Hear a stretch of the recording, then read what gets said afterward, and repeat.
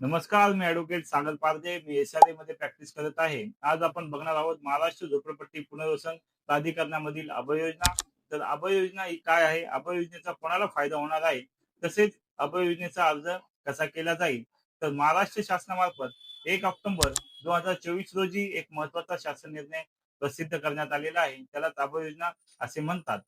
तर अभय योजना म्हणजे जे प्रकल्प रखडलेले आहेत, ज्या प्रकल्पाचे अंतिम परिशिष्ट 2 हे 1 जानेवारी 2011 पूर्वीचे मंजूर झाले असेल आणि ह्याच प्रकल्पामध्ये झोपडी धारकांनी झोपडीची खरेदी विक्री म्हणजे झोपडी हस्तांतरित केलेली असल्यास अशा झोपडी धारकांना अशा नवीन झोपडी धारकांना या अभय योजनेने दिलासा दिलेला आहे.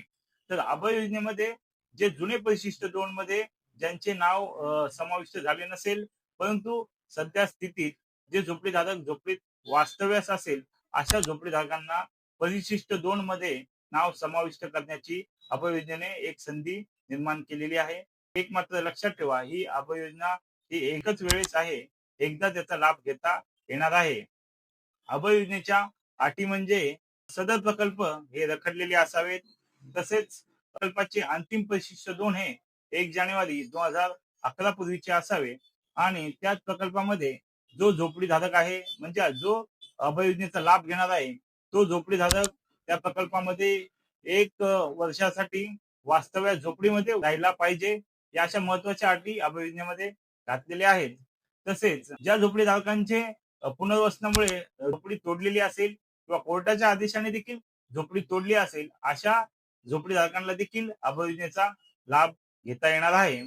तसेच अभय योजनेसाठी महाराष्ट्र शासनामार्फत काही महत्त्वाच्या अटी आणि शर्ती घातलेल्या आहेत. काही शुल्क देखील आकारलेले आहेत. अभय योजनेचा अर्ज करताना झोपडीधारकाला अर्जासोबत आपले आधार कार्ड तसेच परिशिष्ट 2 ची प्रत आणि जे झोपडीचे हस्तांतरित झालेले कागदपत्रे असतील ते एस-आर-एला सादर करायचे आहेत. महाराष्ट्र शासनामार्फत निवासी झोपडीसाठी 25,000 तसेच अनिवासी झोपडीसाठी 50,000 शुल्क आकारण्यात आले आहेत. एक मात्र महत्वाचं असं आहे की ज्यावेळेस महाराष्ट्र शासनाने हा आदेश म्हणजे अभय योजनेचे परिपत्रक काढले होते त्या दिनांकापासून 3 महिन्याचा कालावधी महाराष्ट्र शासनाने आखून दिलेला होता. म्हणजे 3 महिन्यामध्ये झोपडी धारकाला एस-आर-एकडे अर्ज सादर करता येणार होता.